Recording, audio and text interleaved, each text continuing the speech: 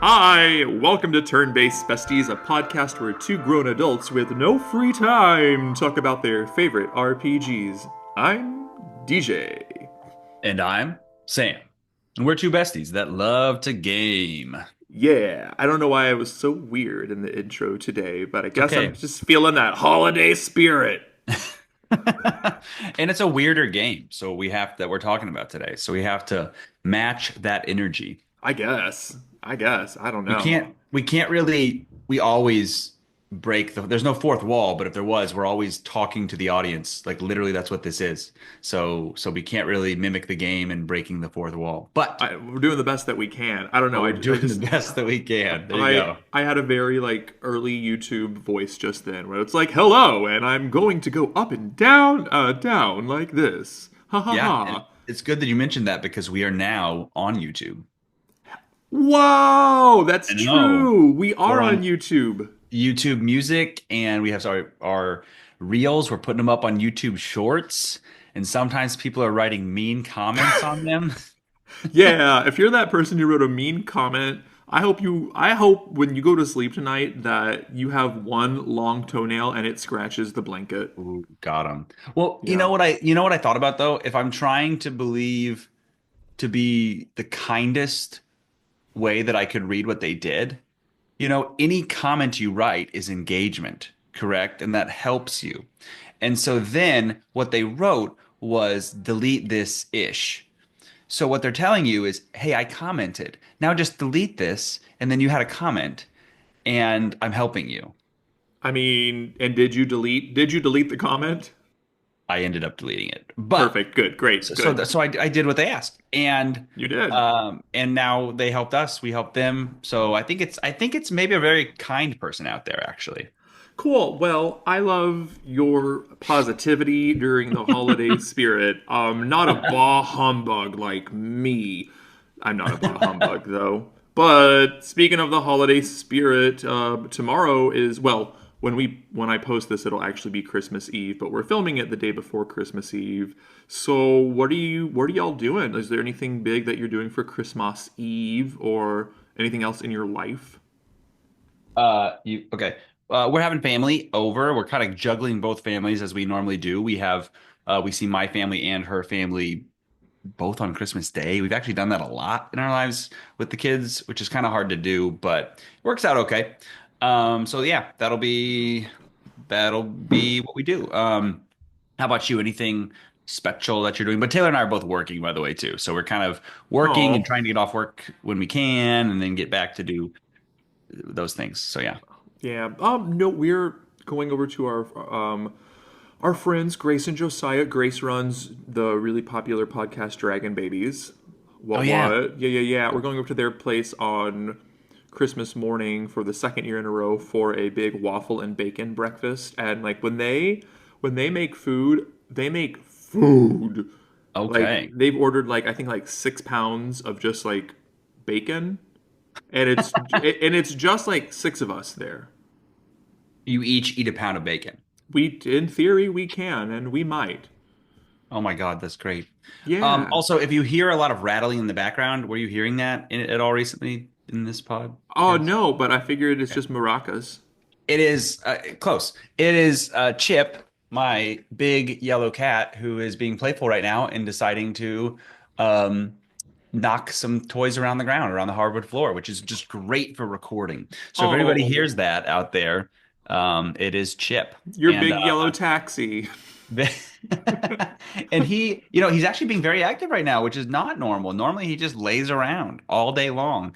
And the new information that we found out this week about him is that he has hyperthyroidism, so overactive thyroid that we I, just found out. you know, Chip and overactive are not two words I would normally put in the same Uh-huh. sentence. Yeah. And if So, anybody knows Chip, he is a larger cat, larger tabby.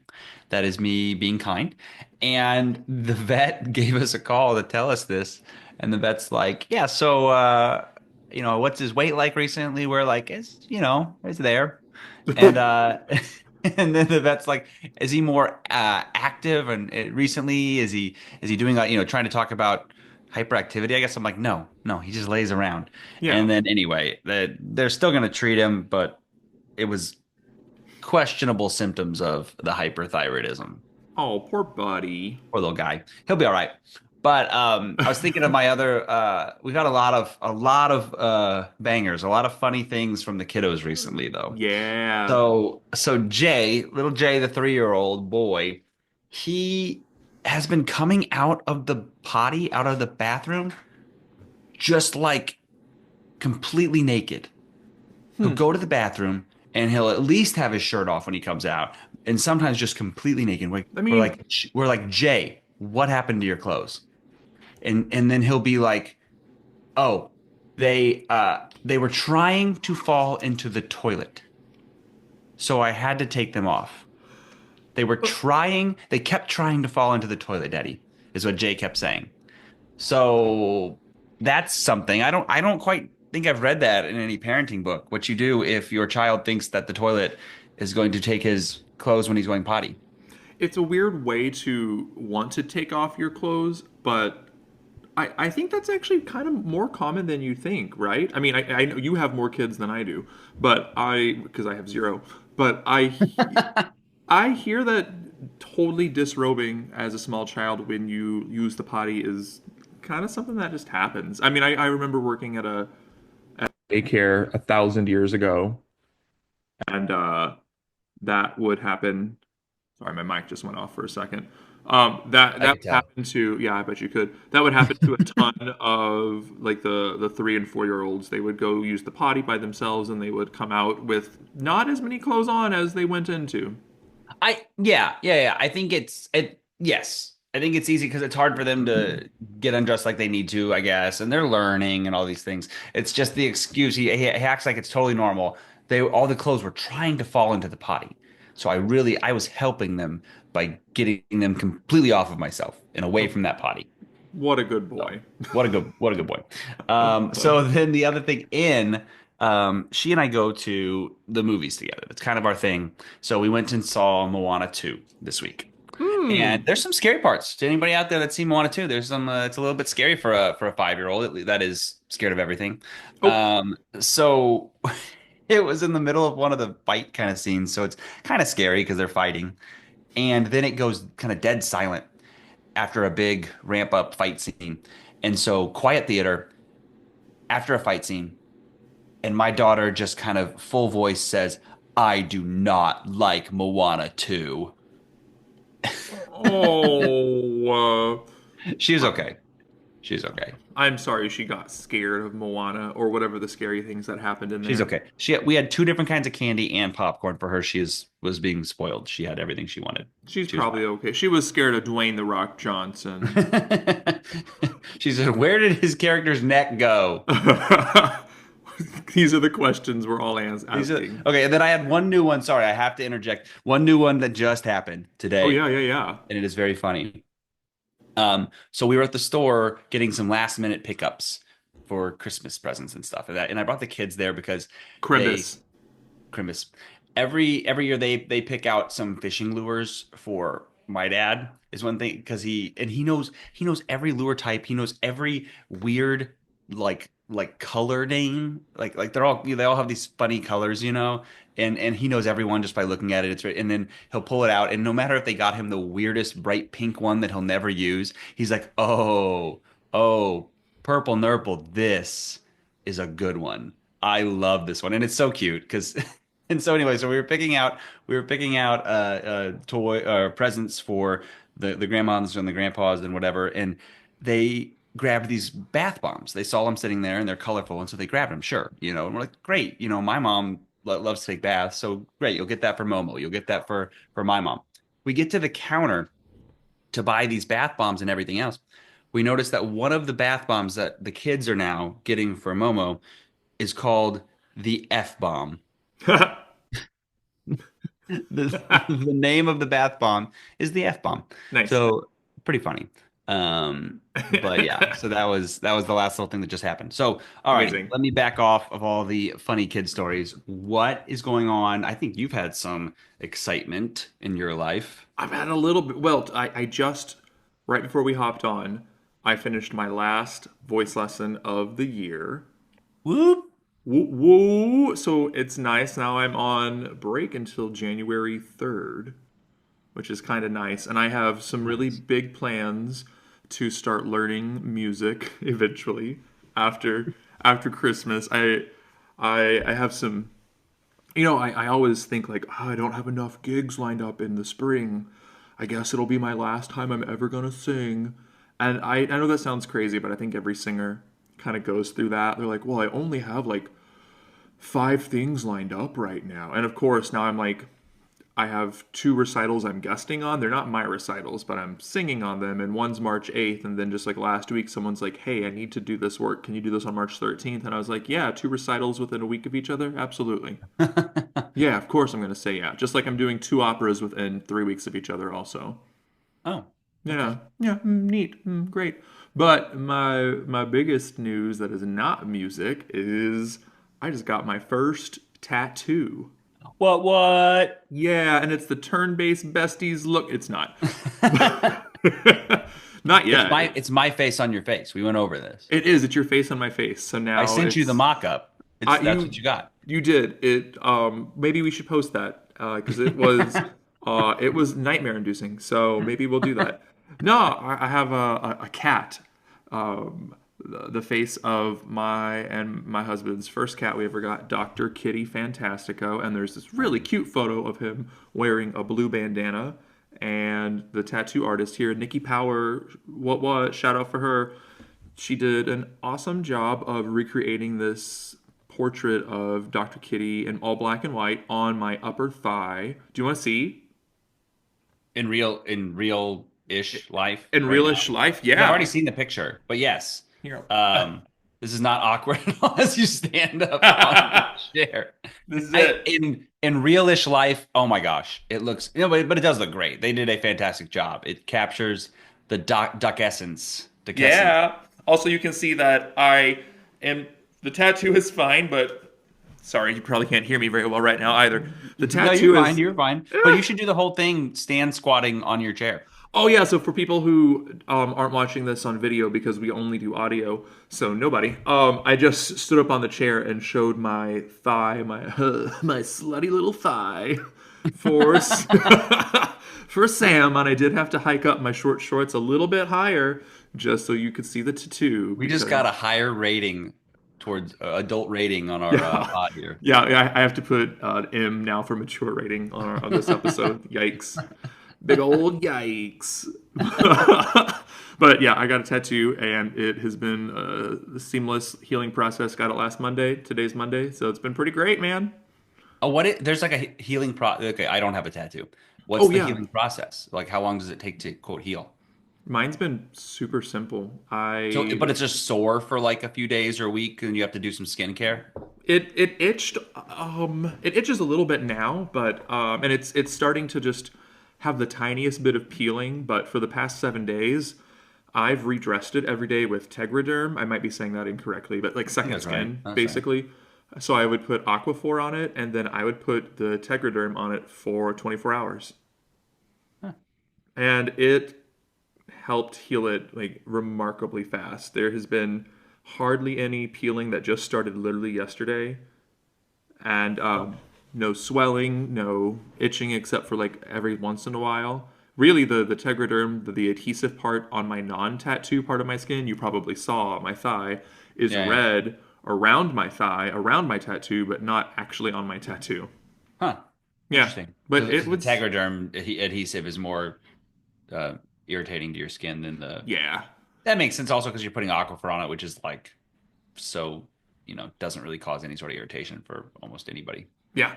No, it totally Cool. great. It didn't even really hurt. It kind of just felt warm when they were Really? yeah, when You're she so was doing it. tough. I'm not, but Is that supposed to be a sensitive area or a non-sensitive area? The thigh. I don't think it's a very sensitive area.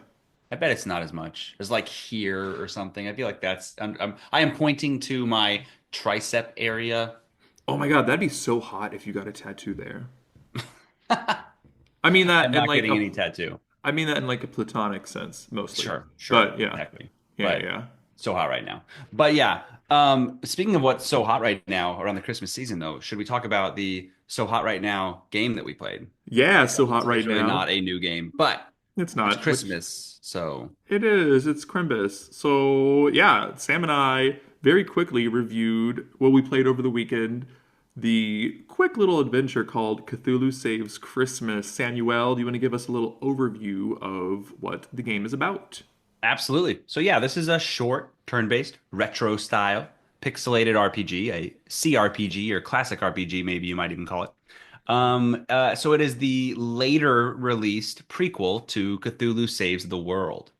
Released December 23rd of 2019, and it's on the PlayStation systems, Steam, Switch, and then seemingly not Xbox. I don't think I saw that it's on Xbox. Did you?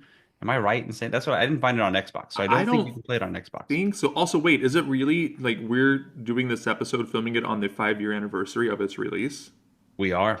Amazing. Perfectly timed. Actually, Perfect. Right as totally we drew it planned. up. Yep. Yep. So the developer is Zeboyd Digital Entertainment. I hope I'm saying that right. Hmm. They also did Cthulhu Saves the World, as I mentioned, Cosmic Star Heroine, and This Way Madness Lies. The Yeah. publisher is also Zeboyd Digital Entertainment. So you have a shout out here for Cosmic Star Heroine. Is that right? Yeah, it was awesome. The gameplay was incredibly similar, but it was maybe a 14, 15 hour game instead. It had a far more in-depth story, more characters, party Okay. members that you could be. Yeah, it was really fun. I can't remember if it was random battles or if it was not. Okay. I mean, kind of as we talked about, I think the quality and I think like the potential depth of the systems are there for a much longer game. You know Yeah, what I mean? Like the depth is there. It kind of leaves you wanting, as we'll talk about for more. But yeah, Metacritic score of 83 out of 100. So yeah, is while it's short and kind of really humor based, it's solid. It's just a solid game. So tell us a little bit, DJ, about what the story of this game is about. yeah. So Cthulhu Saves Christmas. So it opens up at the beginning with Cthulhu in his lair, and then his powers are stripped away, and immediately we start breaking the fourth wall. And he's like, I need to get my powers back because blah, blah, blah, blah, blah, and I'm going to take over the world. And the narrator's like, yeah, well, you got to take your time. You're going to have to go through these trials. And we have to rescue Santa, who has been kidnapped by the League of Christmas Evil people. So very quickly, we team up with Crystal the Snow Maiden, who is the granddaughter of Father Christmas, and that's from a Russian tradition, Grandfather Frost, if you will. We also team up with Baba Yaga, which is from a Slavic folklore. I don't think it's really related to Christmas, but it does has chicken legs and a nice chicken connection. It also has a chicken house with rather a house with chicken legs, which I have seen in folklore. So that's really the Baba Yaga right there. I Oh. I also believe that Baba Yaga is referenced in John Wick a few times. So Oh, that's really? I think so. I might be getting my Cool. I don't think Slavic I've seen any of folklore the mixed John up. Wicks. Oh, they're interesting. My husband loves them. And then you also team up with Belsnickel, Belsnickel, Belsnickel, Belschnickel. Belschnickel. Oh So God, I it's go by because it's German. Belschnickel. I mean, yeah, it's German. So you Yeah. tell me.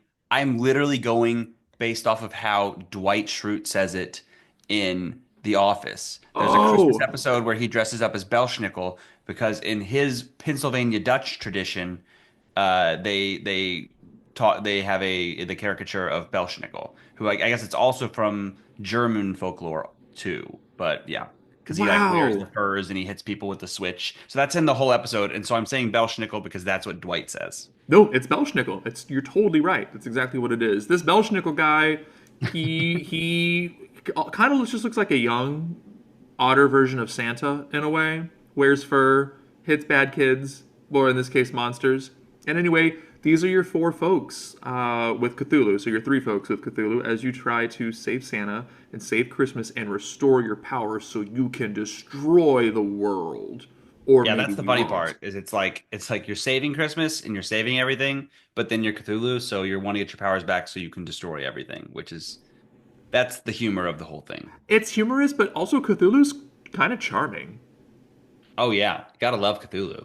Like super, like a lot of charisma, for sure. That's true. And yeah, and so visuals is what we'll jump to next. Kind of what does it look like? And we mentioned a few things. It's retro style pixelated RPG with a top-down perspective.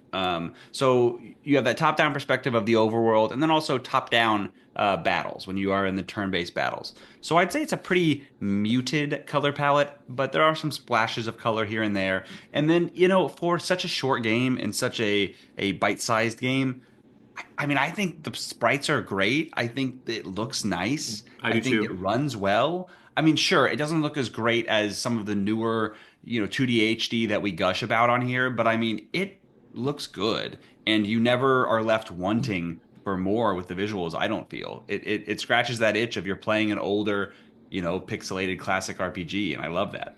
Oh So yeah, I I think think I it think they looks. nailed it. I think it looks lovely. It looks a lot like Cosmic Star, and I'm sure it looks like the other Cthulhu game as well. Yeah, yeah, yeah, absolutely does based on the screenshots that I saw. I haven't played that, but I thought they knocked it out of the park with the visuals. So Yeah, yeah, how does it sound though, DJ? I actually think it sounds great. The composer is Joshua Queen, or at least that's their composer name. Maybe that's a pen name. I don't know. They've worked on a number of other indie games like The Way Madness Lies, The Negative, and Idle Wasteland. They have an entire list of what looks to be indie video games that they've worked on, and that's really cool to see a composer succeeding in that kind of niche genre.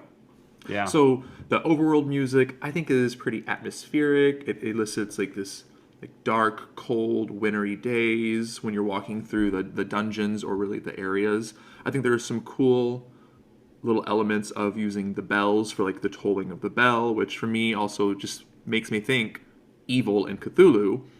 And then there's this cool like swelling of lower strings. I think it's cello, but don't quote me on that.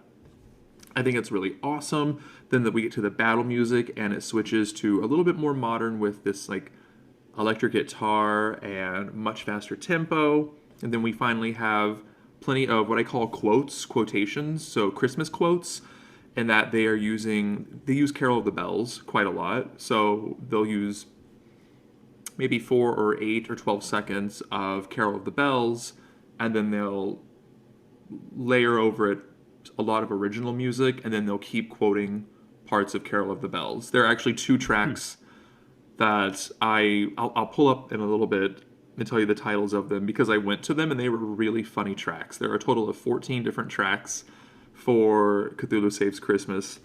And some of them sound and feel kind of eerie. Others were, I think, kind of inspired by Persona 3 Social Links during the Social Link time, where it sounds the track title is We've Got Great Chemistry, and it's spelled chemistry as in Christmas tree. It's so stupid and the exact kind of pun that I love. So it's upbeat and fun, like you're walking around the streets of Shibuya. Like I really, or that's Persona 5, but it did sound like I was hanging out with friends in Persona 3. There are some call outs to Persona for sure. And I think they music wise, yeah, I'd say it's rather atmospheric and does a good job of painting the picture of where you are, both in the dungeons, but then also there's like that side mini game that I'll go into with the gameplay a little bit when you're doing jobs and getting items, and it will kind of, play when you're in the post office, and it'll do a different Yeah, type of music that is the feel of a post office compared to a dungeon for sure, yeah, which is nice. yeah. I think they kind of nailed it when it comes to the music. I don't. I It's probably not going to win any awards, but that doesn't make it any less fantastic for the project that it was written for. Yeah, absolutely. So gameplay wise, though, some of these things we've mentioned, the overworld is top down as you explore the dungeons, and then while you're doing so, you will fill up a gauge. When the gauge gets to 3 bars, then boom, a quote random battle ensues. So it's random, but it's also based off of how long you've been kind of walking around, and are you walking around in a new area or an area that you've already explored. So if it's a new area and you're moving around, you're bound to trigger a battle, and it'll kind of fill up the gauge and let you know when that's going to happen. I think exploration, as simple as it is pretty fun. There's always a chest, there's always loot, there's always something, and it's a little bit of like, oh, how do I get over there every once in a while? Pretty straightforward, but sometimes you have to kind of weave your way around, which is fun. And then yeah, always getting new loot is fun. And it basically tells you this is a strong item for this character. So then you just equip it to that character and you move on. So pretty fast paced. And so when you fill that bar and you get the random battle, you go into a turn-based battle. So again, top-down view of the turn-based battle. You'll see a turn order symbol on the side, so you'll know when your order is coming up, and that's based off of your speed statistics. You'll take one action for each of your characters when they come up in the turn order. And the way this works is each action you can do kind of an ability or attack. You Hmm. can defend, you can use an item, or you can use a unite ability.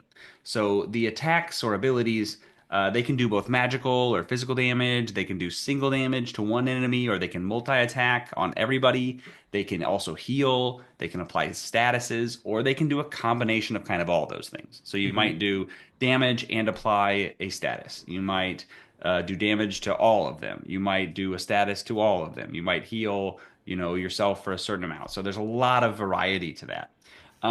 Each character will generally have a few of them, these attacks or abilities that stay the same, but then a few of them will be randomly generated each battle. So you won't know exactly what abilities you will have available each battle, which is kind of fun. Hmm. When you use them, most of them are one-time use. So once you use them, then it goes away. You don't have access to that one. You'll have to use a different attack the next time that person comes up until you use the defend ability. When you use the defend ability, everything resets, everything's recharged. The unite abilities are stronger combos between two different characters. So they're in general stronger, but they actually start out pretty weak. And each turn that you don't use them, they charge by 10% to a max of 100%. So if you wait and you use other abilities and kind of debuffs and buffs and everything like that, then when you want to use them, you can really max out your damage output. There are some statuses that you can inflict on the baddies. One of them is called Insane, which will increase the damage you do to the bad guys, especially if you do dark damage like Cthulhu does. Their elemental resistances will completely flip when they go insane. Ailments will be more effective against them. Other sort of statuses will be more effective. And the enemies, though, since they're insane, can actually deal more damage. So it's a little bit of a give and take there. There's poison, which is damage each turn as you're used to, and there's a few other statuses to tinker around with too. And then you have this hyper ability. So each turn you can also gain a hyper point, and then you max out your hyper gauge, and then your character will kind of glow golden yellow. And when they do that, their attacks become more powerful and do different things. Sometimes they'll attack more targets. Sometimes they'll just do more damage. Sometimes they might apply a different effect. That's kind of adds a whole different wrinkle in there for when to use a different ability if you have hyper active or not. So yeah, and then between the dungeons, I kind of mentioned this before. You have this. I kind of think it's Persona-esque. Oh, Um, totally. yeah, sequence in a town where you can advance your relationships with the other three characters by working jobs. And you'll advance the relationships not by increasing a bond level or anything, but you get better items that you then can equip to that character. So yeah, you pick the place, you work there that day, and then the scene when you go to work there is generally hilarious. So it'll be a few kind of back and forths and a funny comment, and then it'll be like, oh, and then you found this item, and it's just joyful and funny and always a hoot. It is. I was thinking about this too because it's funny and it never takes itself too seriously, but Not at all. it's not so it's not like every single thing that you say is comedic to the point that it's overload or anything. Especially Crystal and Belschnickel are two more. They're more serious than Baba Yaga and Cthulhu, so they Yeah, balance each other out. I think yeah. quite There's definitely some nicely. people that play it straight. Kind of Yeah. So I balance don't for know. sure. I liked it. I enjoyed a number of things about this game. I thought the battle system. I liked the battle system because I thought it was pretty easy to grasp for the most part. But I think you liked it for other reasons, and that's kind of funny how we both view these games. Though I think the how it breaks the fourth wall is really cute, not overdone. I like the pixel art. I think it was really nice looking. And I also enjoyed that it was a short game. Sometimes, I think I've probably said this a number of times, sometimes I don't want to play a 100-hour game. Sometimes I do. Sometimes it's fun. But sometimes I just want to play like a 5 to 10 to 15-hour game. And this came in, I played it longer than you did. It took me longer to beat than you, which is That is shocking, but shocking. yes. That never happens. I think I clocked in a little under 6 hours. I was breezing. I was just going fast, but I was like 3.5. But that was because I was really breezing through it. Yeah. And yeah. I think I also let it maybe idle for a little bit one time, but still, no, I was like 5 hours and like 45 minutes or something. I could have I probably should have read all the audio or all the the little commentary every single time. But I gotta say, sometimes when I would like go to a by near, halfway through, when I would go to do my job, I wouldn't always read every part of the dialogue. And so I kind of just go through it, skip through That's it. okay. So I admit, but that's kind of that's where you can kind of pick and choose how long you want to spend with it or not, is mostly with that funny dialogue. Do you Hmm. want to read it all? Do you want to kind of skip through it? But yeah, I loved the humor of it, as we've mentioned, is so good. The pacing is nice because it's rather fast paced, as we've brought up. I like that it's short also. It leaves you, if anything, wanting more, right? It's definitely not a game that overstays its welcome. It leaves you wanting more. Yeah, there's kind of one track. There's not a whole lot of side quests you could do for additional content, but the additional would just be playing it again Yeah. on a harder difficulty, and since you know the systems now. Yeah, and I love the battle system too. I do think it's easy to grasp, but like easy to learn and difficult to master, though. I do think that, Oh, sure. fits for this because, you know, you can get the normal attacks and you can, kind of use the unity or the unite abilities, those kind of things. But if you really wanted to maximize damage and apply the right statuses and make sure you picked the right jobs to work to get the best items for a build or something, like you could really go deep if you You wanted really to. could. I Yeah. just picked jobs at random, though. I I'll was be pretty honest. random. Yeah. If I like the sound of an item, I would go for that. Yeah, Like, same. oh, I do this job. That item sounds cool. Yeah, literally Which, same. yeah. So that brings up a few things maybe that I would do that I didn't love about it, maybe, is that, yeah, what the statuses do exactly is a little unclear. Like, what does insane do? Everybody knows what poison does, but what does insane do? What do some of these things do? It's not, they explain it, but it's seemed a little nebulous still. And then yeah, when you're working in the town and you're doing these jobs, what the item is. I wish I would know more. Okay, this item is going to give me these stats and do this ability or something, and then I'd say, okay, I want to work there. I wish I could know more about what each one would do for me, rather than just kind of having to pick like random, like we said. So Yeah. that's another, and then maybe side questy type of things, or some way to branch out so that you could pick and choose a little more how long you wanted to play, because right now it's pretty straightforward. You'll pick those different jobs, but the story and the dungeons you go through, everything's decently linear. So that would be another critique. Yeah, I wouldn't have minded a side quest or two. I know to make the game as streamlined as possible for the jobs, you just clicked a menu and said, all right, I'm going to do that job. And then you would go into that scenario of doing that job or hanging out with that person. Yeah. I would not have minded a town map where you walk there and maybe pick up some items along the way or speak to more of the community members. That would have extended it by a couple hours, and I realized that that's not what some folks want out of it. That would be kind of my only complaint. I agree with the statuses. I don't know about you. I played on easy, because I Yeah, knew. I didn't adjust it. I didn't adjust the difficulty. Yeah, I was like, oh, I also wanted to get through it and not feel like I wasn't finishing the game for this review, so I played it on sane. I think sane is the easy difficulty. Yeah. So there were times where I'm like, I don't know, I'm gonna hit him with that. I don't know, I'm gonna hit him with this power.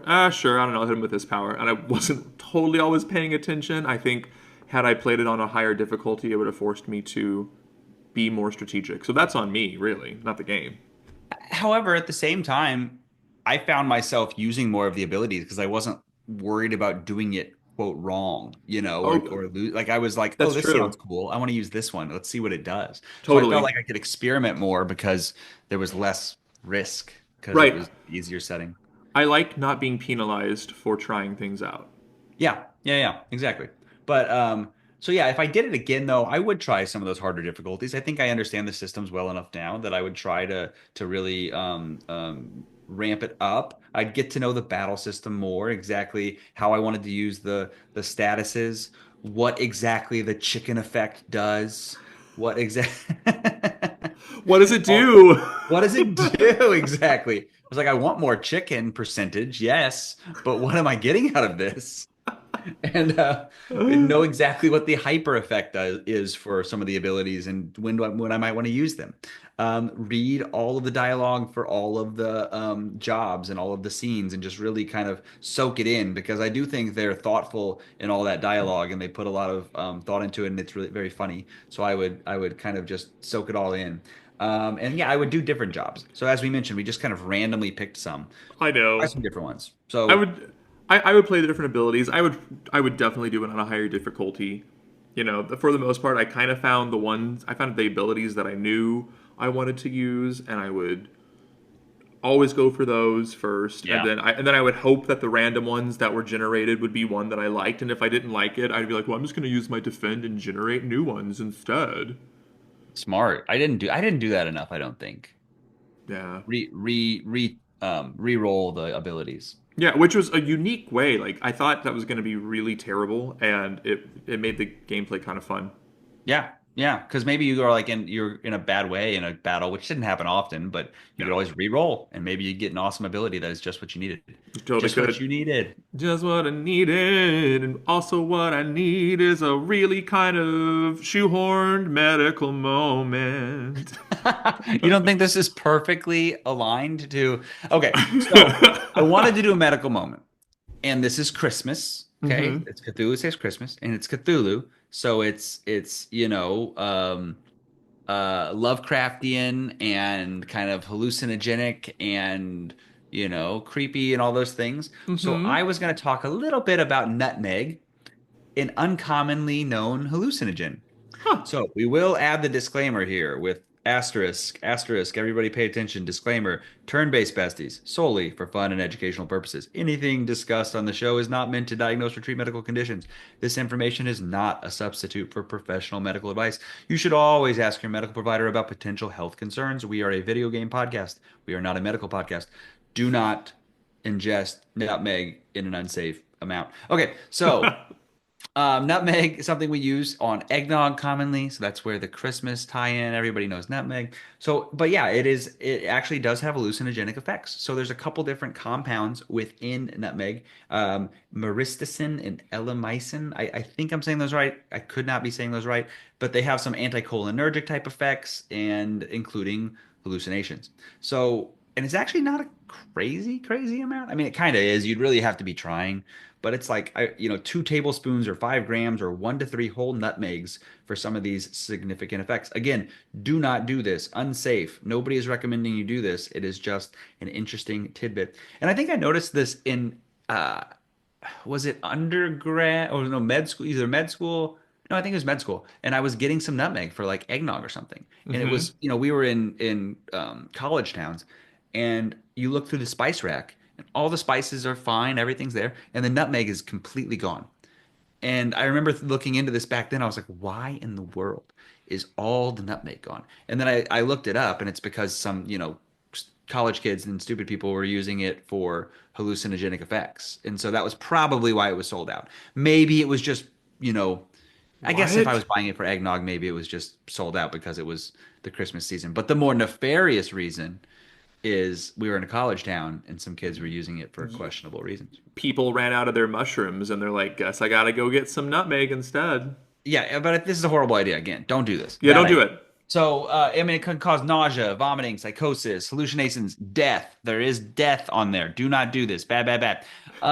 But I also, I also read though that there's some thought that Shakespeare may have even utilized this. They found like some traces on his pipe or something of nutmeg, and in addition to tobacco and stuff like that. So there's some thought of did he use it for hallucinogenic purposes? What? Probably just the smell and the flavor, though, you'd think.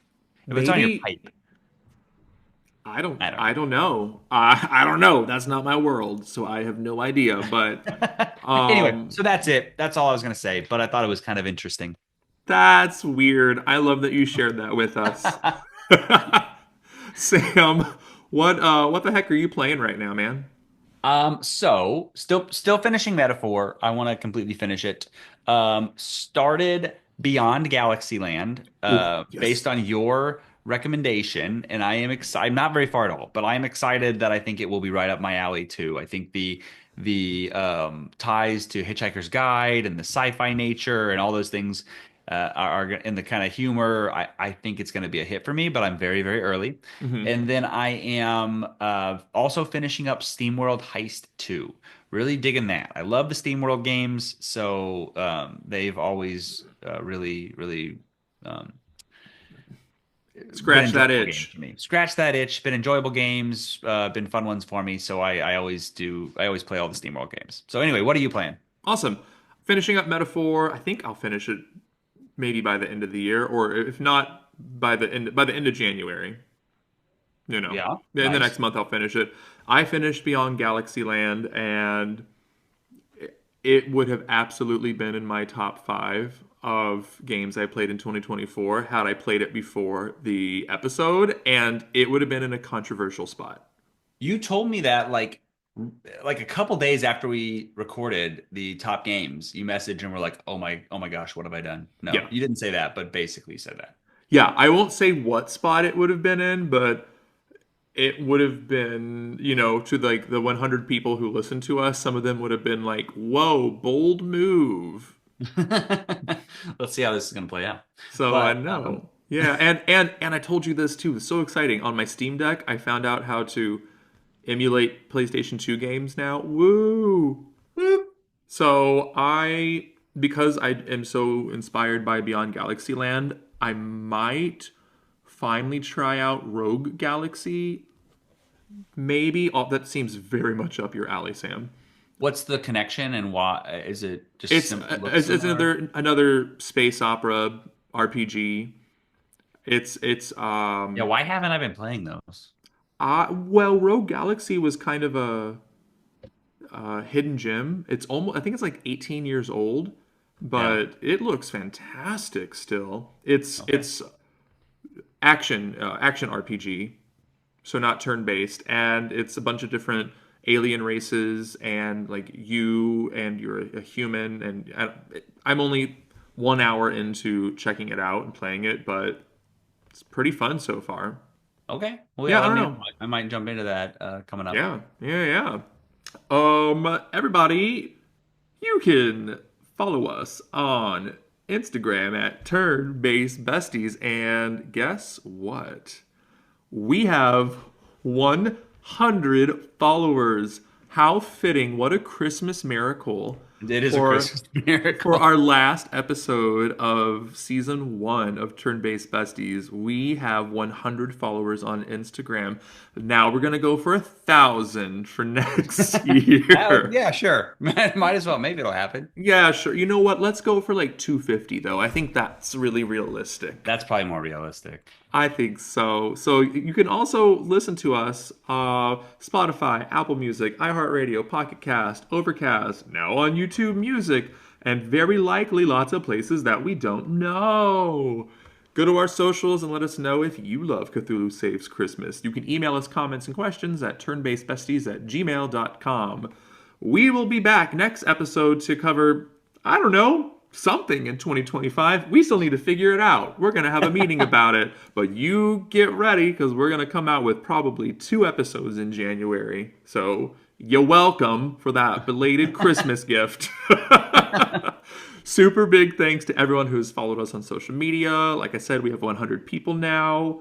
I love it. What a great adventure. Sam, what an amazing season one we've had. I love going on this adventure with you. Oh, absolutely. It's been a great year. And as we say, when everything in the world points right, maybe go left and see what you find. I'm Sam. And I'm DJ, and this has been the final episode of season one of Turn-Based Besties. Happy holidays, happy new year, and goodbye. Bye.